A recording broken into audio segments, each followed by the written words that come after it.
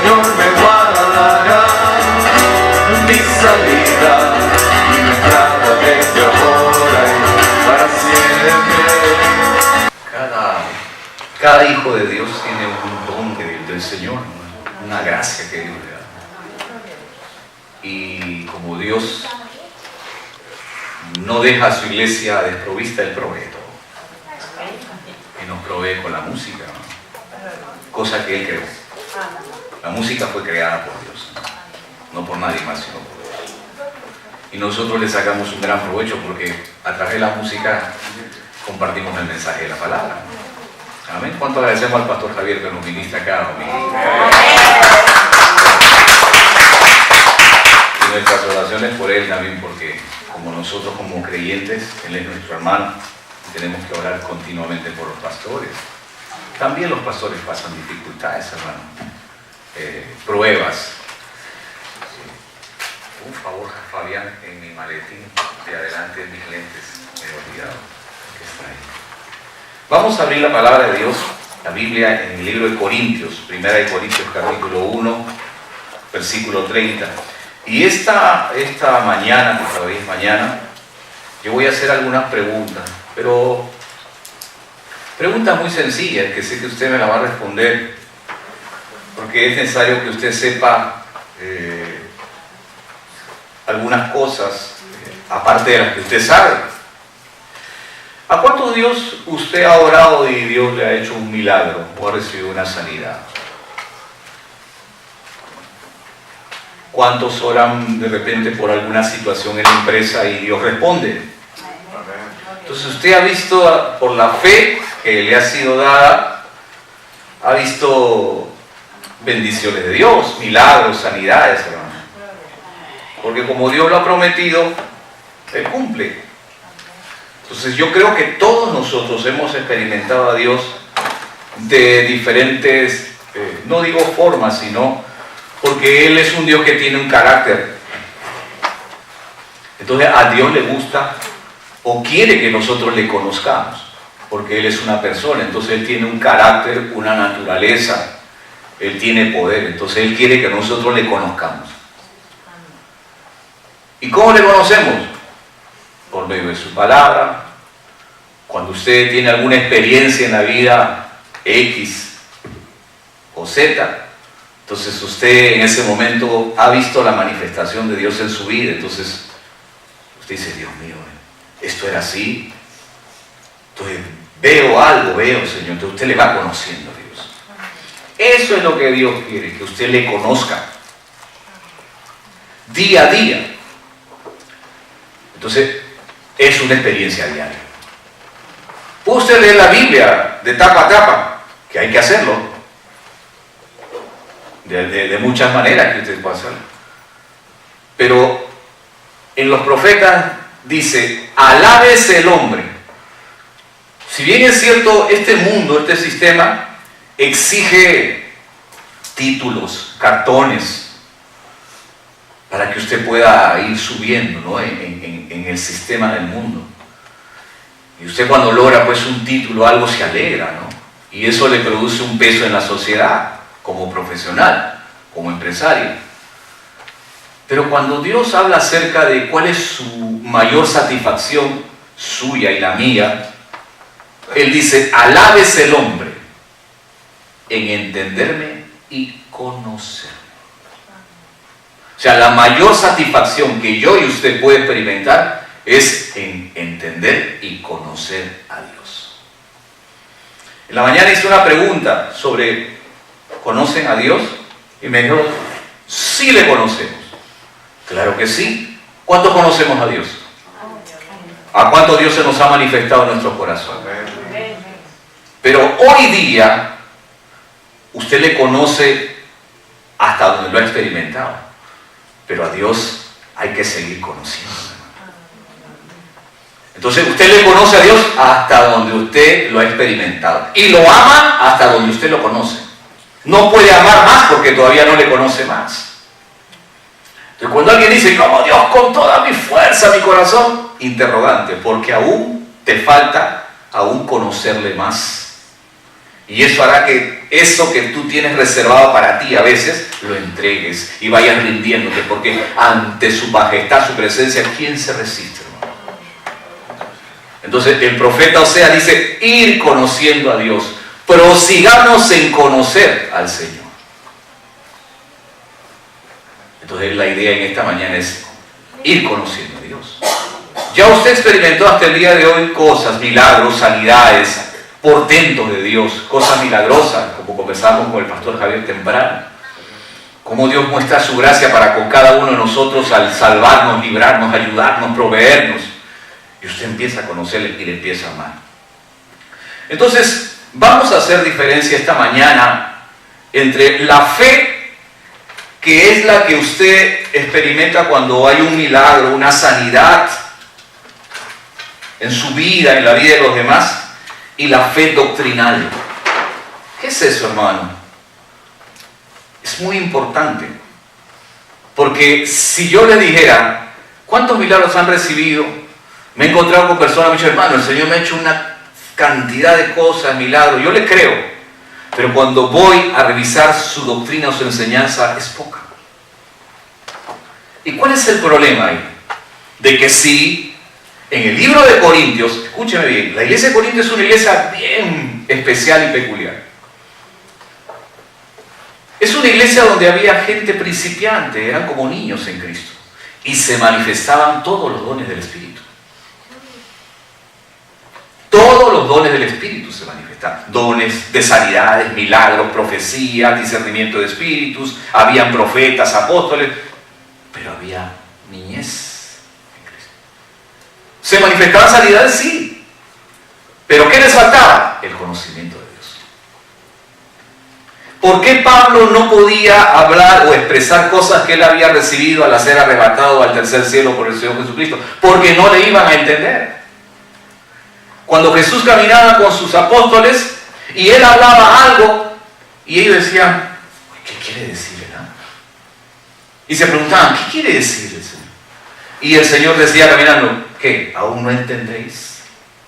¿No pueden entender mi lenguaje? ¿Aún están velados? Entonces hay que darnos cuenta que en una iglesia, escúcheme bien, como la de Corintios, puede haber dones de sanidades, puede haber milagros, puede haber muchas cosas, pero puede haber poco conocimiento de Dios. Y si hay poco conocimiento de Dios, de hecho, de que las cosas no van a suceder en su vida, se puede manifestar algún don espiritual, sanando personas, pero en cuanto a su fe doctrinal, su fundamento es flaco. ¿Y qué dice el profeta Oseas? Mi pueblo fue destruido porque le faltó conocimiento de Dios. ¿A qué conocimiento se refiere usted, hermano Jorge? ¿Al ir a un instituto bíblico? ¿Al meternos a estudiar la palabra de Dios? Eso es bueno, en cierta forma. Pero le expliqué al principio que ese conocimiento usted lo va experimentando vivamente, diariamente, cuando usted va conociendo a Dios en la vida misma. Cuando usted hace caso a la palabra y comienza a tener experiencias, y por esa experiencia sucede una transformación. Usted se encuentra cara a cara con Dios y su ser va siendo transformado. Eso es lo que Pablo le llama revelación del Espíritu en su vida. ¿Me está entendiendo lo que le digo? Entonces tiene que experimentar a Dios. Ese es el conocimiento que usted va a tener, y eso es lo que voy a dar esta mañana. Yo puedo decirle, hermano, vaya, oren por los enfermos, hágalo, porque el Señor le ha mandado, que dice que vayan de dos en dos, prediquen el Evangelio y las señales le seguirán a usted. Diga, las señales me siguen. Las señales me siguen. ¿Usted dónde va? Las señales le siguen. Usted ora por una persona y de repente, en la mañana oramos por un niño, ¿verdad? Que estaba, y dicen que ya está mejor. Estaba en una reunión de oración muy peculiar y entra una señora llorando con su hija, que su padre estaba agonizando y ya le habían dado ellos católicos los santos óleos, y entró llorando, y una hermana se acerca y dice, ¿qué pasa? La abraza. Voy a orar por ti, le dice, por tu papá. Al día siguiente, creo, a los 2 días nos enteramos que él estaba como si estuviese sano, ya lo habían desahuciado y estaba caminando. Bueno, obró los dones de sanidades. O sea, en cualquiera de ustedes, siendo hijo de Dios, se pueden manifestar los dones del Espíritu. sanidades, milagros. No solamente los milagros de restaurar una pierna, resucitar a un muerto, milagros en la empresa, en el trabajo, donde usted está. Pero necesita tener continuamente el conocimiento de Dios. Y eso es lo que esta mañana vamos a hablar. La fe, no para hacer milagros que la ejercite, sino la fe doctrinal. 1 Corintios 1:24, vamos a leer. ¿Por qué le voy a enseñar esta mañana algo? Porque usted debe saber quién es, qué le ha sido dado, para que cuando vengan situaciones contrarias, que le voy a explicar una o dos de las muchas que puede haber, usted no tambalee, sino que tenga cimiento. Porque al final no le van a salvar los dones del Espíritu. Si alguien viene con un dardo de fuego, le va a salvar a usted la palabra, el fundamento que usted tiene en la palabra. Eso es lo que usted lo va a salvar. Vamos a leer 1 Corintios 1:30. Yo no entendía este pasaje bíblico, no lo entendía y le pedía siempre al Señor que me dé entendimiento. Pero cuando lo pude entender, que no lo entiendo en su totalidad, esa es otra de las cosas, pero hasta donde yo lo entiendo lo enseño. Mañana, de aquí a un tiempo, lo entenderé más y otra vez más, porque uno crece en el conocimiento de Dios. Eso tiene que saberlo, lo que es. Uno dice, la revelación aumenta cada vez más en su vida. Que solo el pastor Claudio, Javier, Jorge tienen espíritu de revelación. No, a usted le ha sido dado, según Efesios 1, capítulo 1, un espíritu de sabiduría y de revelación en el conocimiento de Él, dice. Dice así: mas por Él estáis vosotros en Cristo Jesús. ¿Quién es Él? Pablo se refiere al Padre, el Padre eterno, el Padre de nuestro Señor Jesucristo. Mas por Él, por el Padre, está usted, yo o usted, cuando pongo yo no solamente yo, sino usted, ¿en quién? En Cristo. Solo leer esa oración es muy potente, porque Dios lo colocó a usted en Cristo. Ya eso es potencia de Dios. Nadie pudo hacer eso. La religión no lo puede hacer. Yo puedo estar vestido de una religión evangélico, católico, musulmán, budista, pero solo el Padre puede colocar a sus escogidos en Cristo. ¿Qué ganancia hay ahora que estoy en Cristo? ¿Qué hago? ¿Qué me corresponde? ¿Qué tengo que hacer? O más bien, ¿qué es lo que está para mí por hacer? Porque siempre, escúcheme bien, la religión predica mucho. El esfuerzo que usted hace, el esfuerzo humano que usted hace por querer llegar a Dios. Eso es lo que enseña la religión. Por eso es que enseña sacrificios, formas. Un esfuerzo humano para que usted pueda llegar a Dios, que en sus oraciones, en sus ofrendas y en muchos sacrificios. Eso es lo que hace la religión. La religión. Pregunta, ¿todos tuvimos una religión? Sí, tradicional o cualquiera. Y todos nos planteaban, esfuérzate. Es un esfuerzo humano, lo que Pablo le llama carne, como que es la palabra. Pero cuando venimos al Evangelio, el Evangelio nos revela que Dios el Padre me puso a usted, a mí y en Cristo, sin haber hecho nada, sin esfuerzo humano. Eso se llama gracia. Entonces usted está en Cristo no por sus méritos, ni por un esfuerzo humano, ni porque usted un día dijo, yo busqué a Dios, porque la Biblia dice, no hay quien busque a Dios. Cuando uno está fuera de Cristo, usted no puede buscar a Dios. Tiene usted una religión tradicional, pero usted no puede buscar a Dios porque está muerto. Y los muertos no hablan. Esa es la realidad. Me encuentro con algunos hermanos que dicen, no, pero yo buscaba antes a Dios. Pero si ni conocías a Dios, y le muestro la Biblia, dice que tú estabas muerto en tus delitos y pecados. Es Él quien te tomó, te dio vida y te puso en Cristo. Soberanía de Dios, gracia de Dios. Porque si fuera así, es la clásica doctrina que enseña la religión, el esfuerzo humano, el libre albedrío. Que no lo quería tocar esta mañana, pero lo voy a tocar. ¿Qué dice el libre albedrío? En que tú puedes aceptar o rechazar a Cristo. Tú tienes que tener tu propia decisión aceptando a Cristo. Tu decisión, de ti depende. El Evangelio no enseña eso. Eso es un esfuerzo humano y doctrina humana. El Evangelio enseña que Él a ti te dio vida y te colocó en una posición y te puso en Cristo Jesús. ¿Entiende ahora? No es como nos enseñaron, hermano. Por eso es que continuamente la iglesia estaba queriendo esforzarse, y sacrificios, y ayunos, y largas oraciones, y se sentía mal, que también voy a hablar de eso. Seguía sintiéndose mal cuando pleiteaba o se le levantaban los celos, alguna cosa, tenía culpa. Y eso le dificultaba para, según, entre comillas, estar bien con Dios. Siempre había algo, mi carácter me ganaba, porque fuimos mal enseñados. Ahora con la palabra vamos a enseñar lo que dice el Evangelio. Tú no estás en Cristo por tu propia fuerza. Una vez me hicieron una pregunta, hermano, ¿y por qué el Señor a mí me escogió para ser su hijo? ¿Qué vio en mí? Porque todos podemos tener un lindo apellido, una buena posición, ser profesionales, ser hermosos físicamente. Pero ¿qué vio en mí el Señor? Y yo le dije, no sé, no tengo esa respuesta. Solamente Él dice que según el puro afecto de su voluntad y conforme al propósito suyo, te escogió.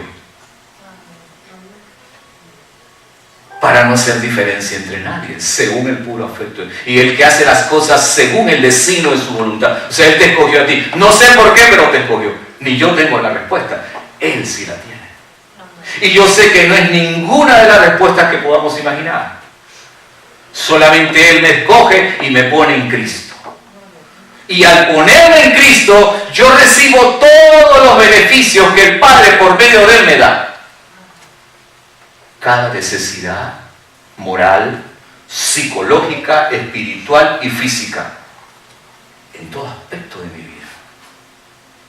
Física, moral, espiritual y psicológica. Tengo beneficios plenos para mi vida, pero debo saberlo, pues. Ahí está por eso la fe doctrinal, para darle el conocimiento y que eso usted lo sostenga.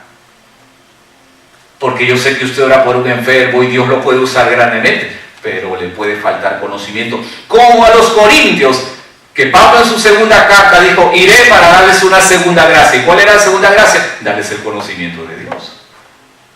Porque si no, permanecerían pequeños, niños.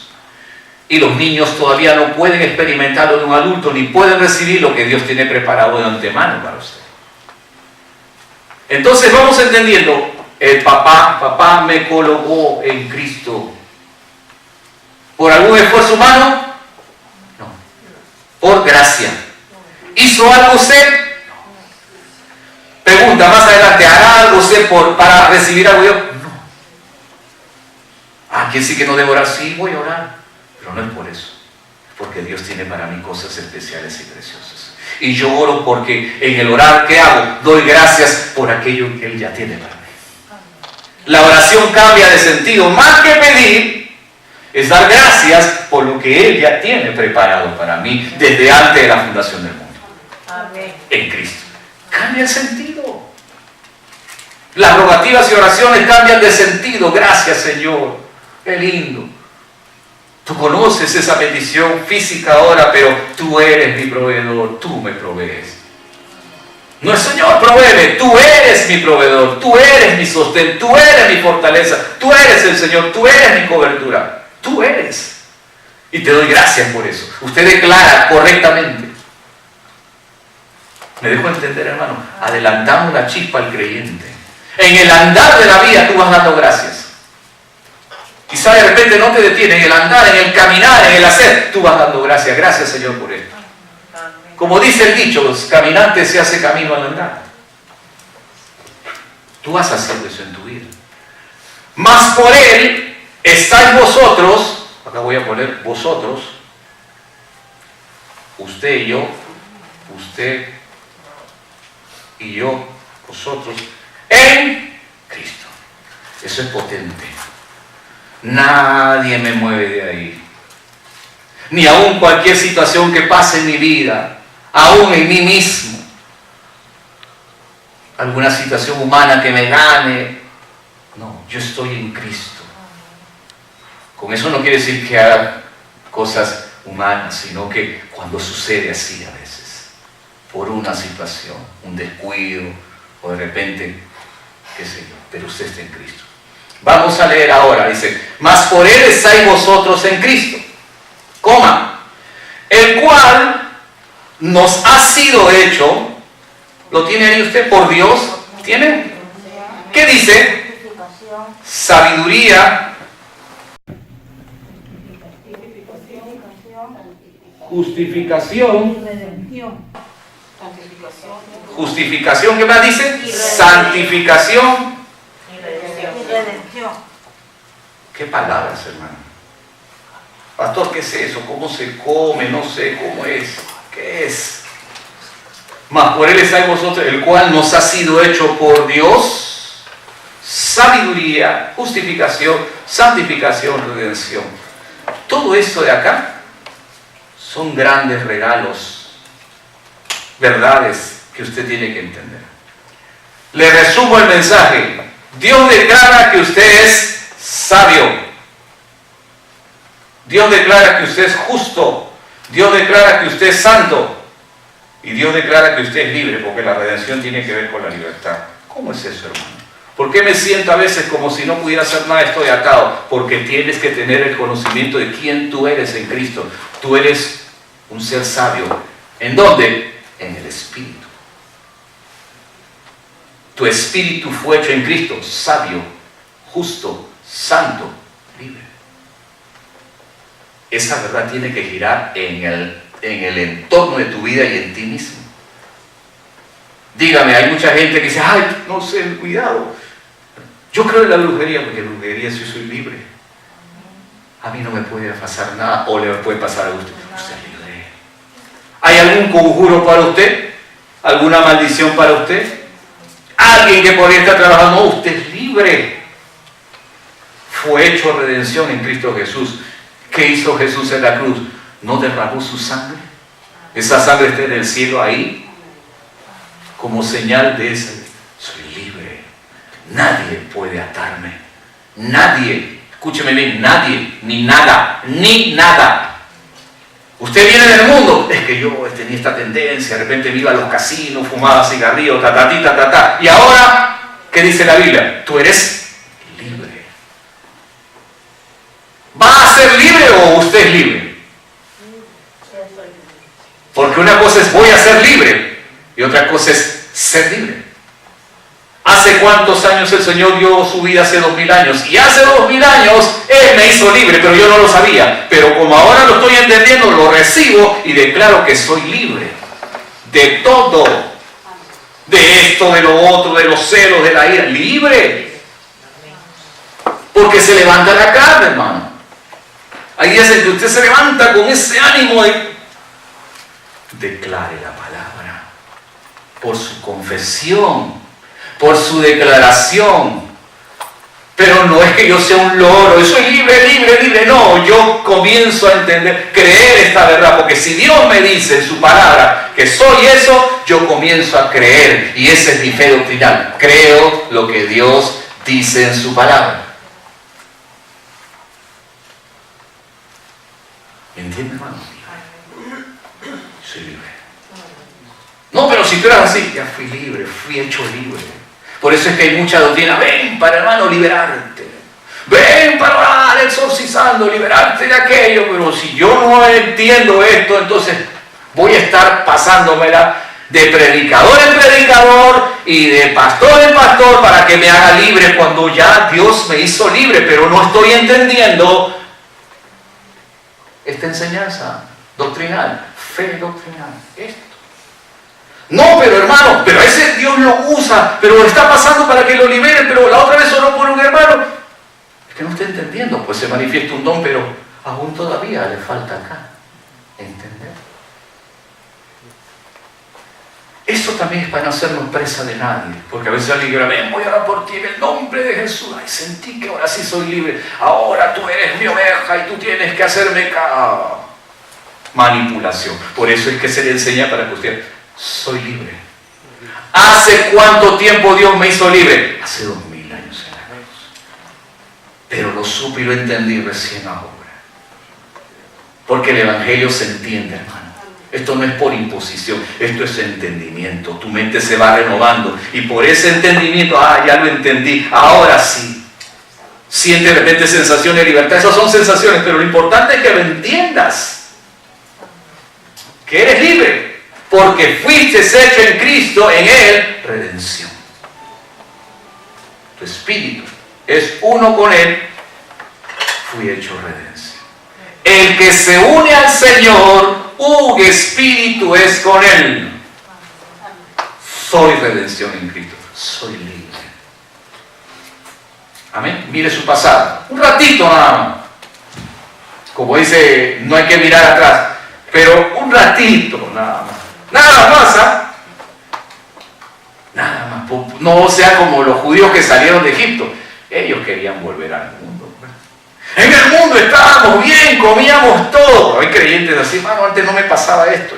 Yo no era así en el mundo, ¿qué iba a soportar estas cosas? Pero ahora mejor, porque estás saliendo de tu trasfondo. Dios te está confrontando con esa humanidad que tenía para que ahora salga el Israel, no el Jacob. ¿Entiende, hermano? Pero cuando usted dice algo, ¿cómo quisiera volver atrás? No, está pensando en volver a Egipto. Hermano, ni para tomar impulso, dice una persona. Ya fui hecho libre. Lo mismo que el Señor hizo en Egipto al sacar a su pueblo, lo hizo libre. Así el Señor ya lo ha hecho libre. Libre de la potestad de las tinieblas, libre de todo, hermano. Pero, hermano, un espíritu no se puede meter. Deja esas enseñanzas, a ti no se te mete nada. Lo que está dentro de ti es el Espíritu de Dios. Que no vaya a abrir puertas. ¿Puertas para qué? Eso no existe, hermano.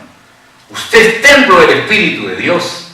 El Espíritu de Dios mora en usted. Usted es uno con Él. Uno. Se ha fusionado. Eso de abrir puertas no existe. Ahora, que usted permita, lógicamente, que sus ángeles que están alrededor, que usted comienza a ver otra cosa, pues los ángeles, ay, no, por acá no estamos. Siente desolación, los ángeles. Eso lo voy a explicar en algún momento. Amén. Entonces, ¿cuándo lo hizo libre el Señor? Hace 2000 años. ¿Libre de qué? De todo. Pero, pastor, a veces me asaltan pensamientos de todo. Yo adentro digo, que no está entendiendo todavía. Tu propia carne, tus propios pensamientos. ¿Que ya hay remedio para eso? Claro, toma autoridad. ¿Qué dice Pablo? Lleva cautivo todo pensamiento a la obediencia a Cristo.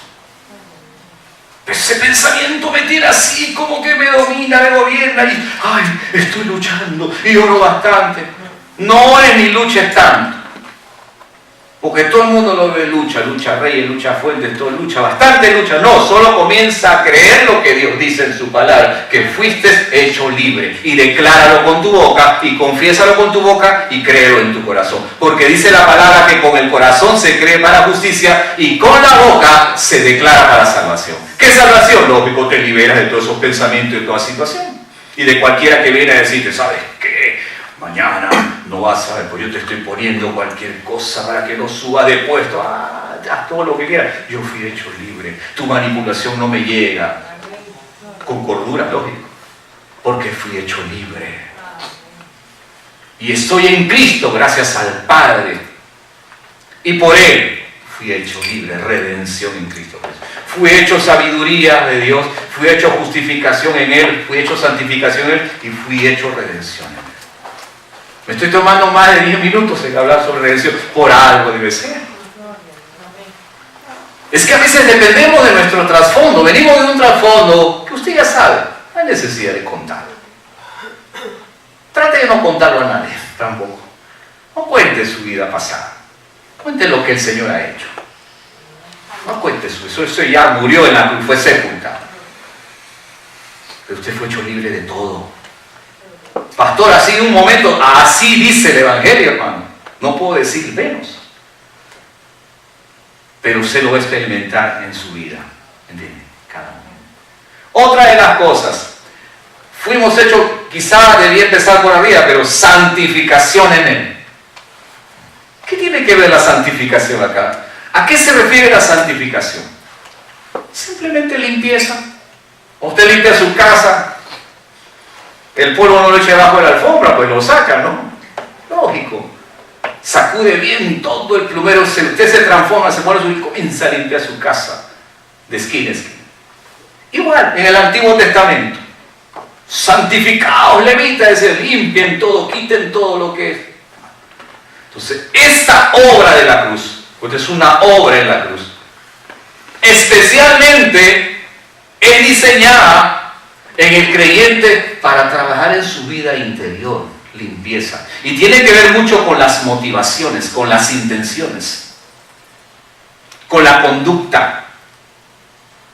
Todos venimos de un tipo de conducta. Pero en Cristo, Él va a comenzar a limpiar de tal manera hasta que nuestras motivaciones sean correctas. Porque antes nuestras motivaciones buscaban nuestra propia gloria. Ahora, al operar esta obra del Espíritu, nuestra motivación va a ser la correcta. ¿Y cuál es la correcta? Que todo lo que hagamos sea para la gloria de Dios. Todo es todo, hermano. No es solamente en la iglesia, en el trabajo, todo. Porque todos nosotros venimos del mundo, ¿sí o no? Y todos en algún momento hemos querido figurar. Es así, queremos que... esa es una cosa del mundo, queremos siempre que se nos reconozca, eso es normal. Eso no es anormal. También, bravo, hiciste, todos queremos. Eso va a venir, pero cuando tu ser interior recibe un aplauso, dicen, qué tremendo, qué gerente, qué mujer, cómo hace las cosas. ¿Tú a quién le das la gloria? Al que está dentro de ti. Eso no es mío, que pase esa gloria que está dentro, a Él. Pero eso es cuando tú, pues, experimentas esta obra del Espíritu en tu ser. Sabes que toda la gloria es para Dios. ¿Y para ti? No, la gloria es para el Señor. Amén. Nadie más. En donde sea. Seas un buen estudiante, con buenos calificativos. ¿Para quién es la gloria? El profesor, qué lindo estudiante. ¿Quién como ese alumno aplicado? Una vez una profesora llegó a mi salón cuando era un niño y me dijo algo que todos me quedaron mirando y que siempre me quedó. Dio una alabanza sobre mi persona. Se la puede dar a usted. Pero ¿para quién es esa gloria? Para el que está dentro de usted. ¿Y quién está dentro de usted? Jesucristo, Dios mismo. Porque en Él, dice, nos movemos. Cristo en vosotros, Cristo está en usted. Amén, hermano. Entonces, usted es un santo.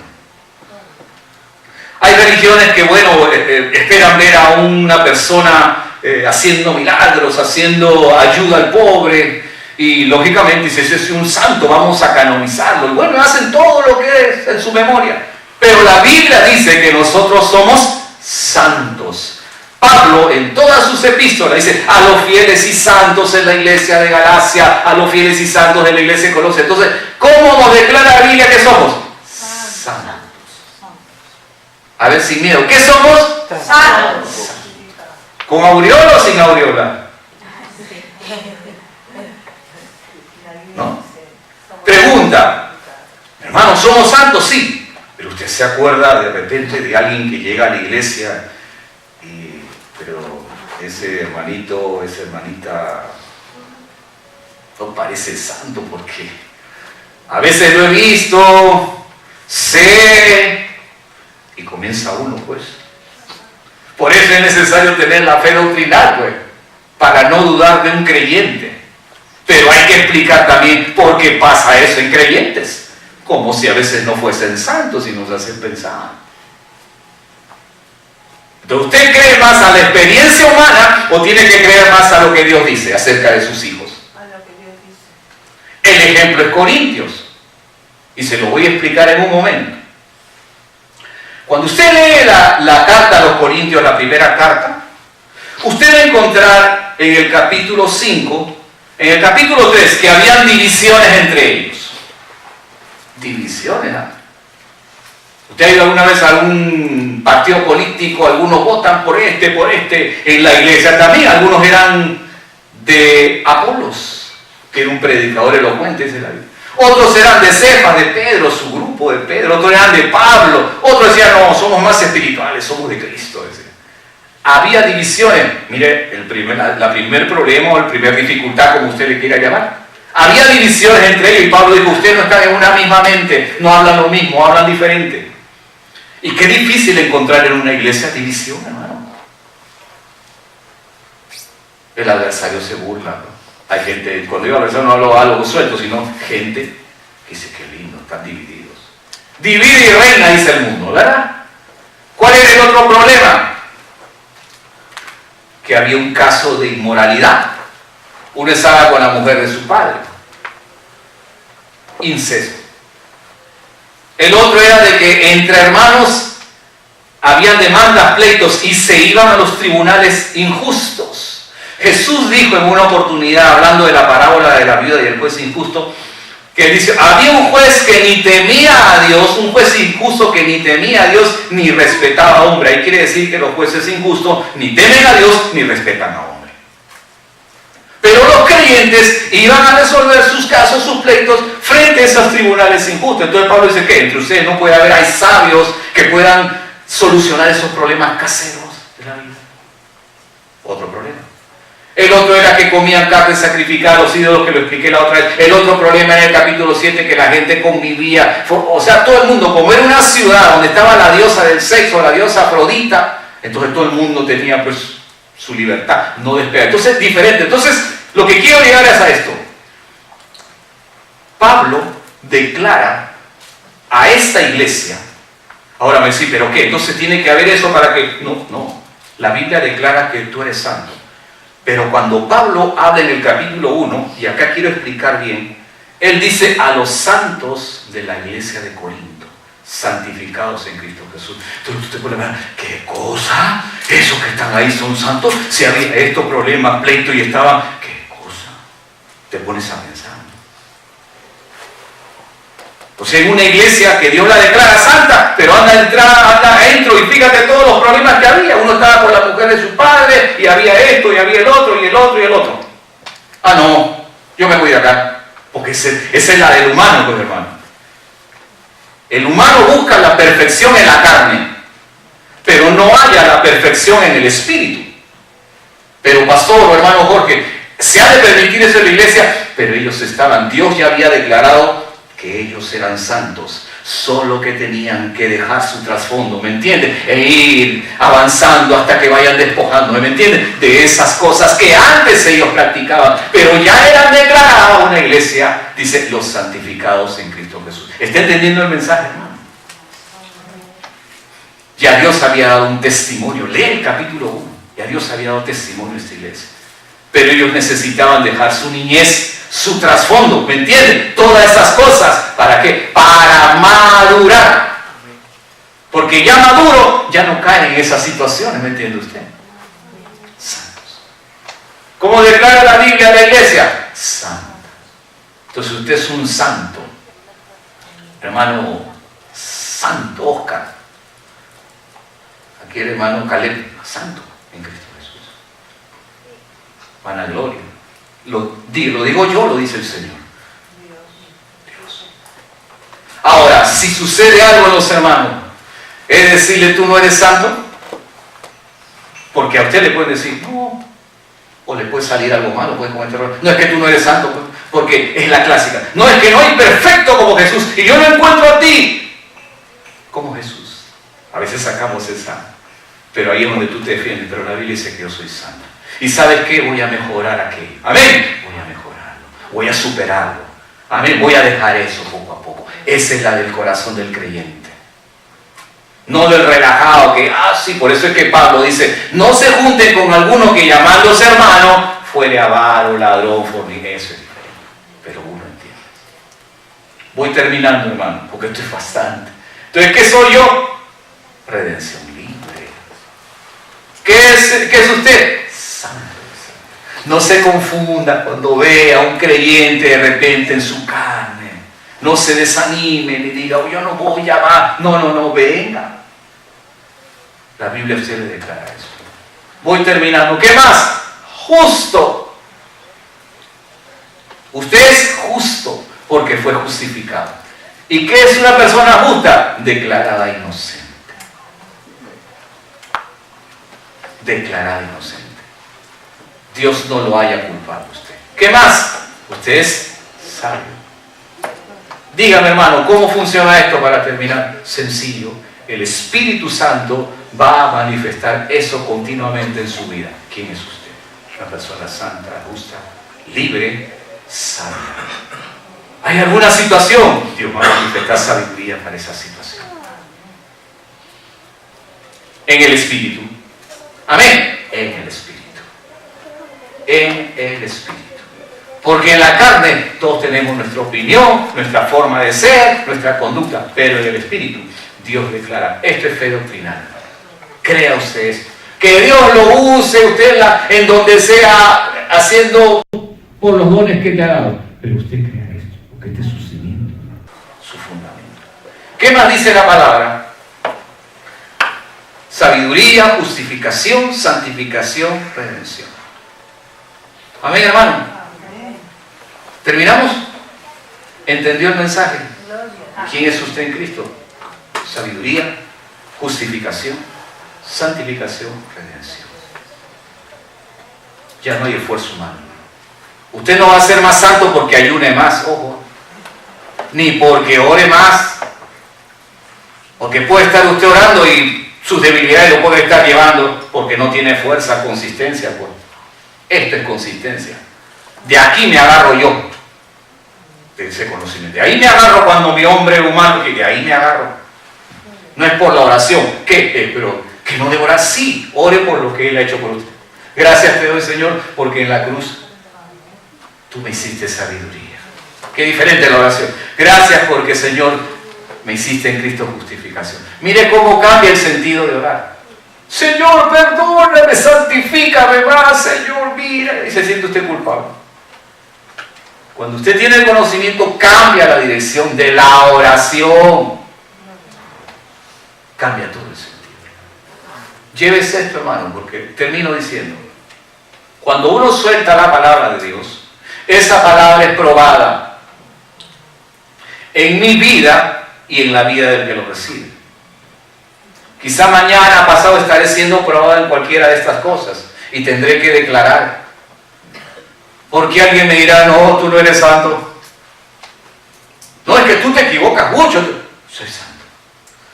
Pero quiero equivocarme, ¿me entiendes? Cada día haré mejor las cosas. Pero no me puede venir a acusar nadie, porque eso es lo que declara el Señor. Y eso lo voy viendo en mi vida poco a poco, superando, afirmándome más en el Señor. Amén, hermano. Esta palabra tiene que ser probada en mi vida y en la vida de ustedes. Tómenla para su conocimiento, forme base, consistencia. No se fíe de sus dones en cierta manera. Fíese del cimiento de la palabra. Que Dios lo use en todos los dones que Dios le ha dado a usted. Amén. Gracias, hermano. Gloria a Dios.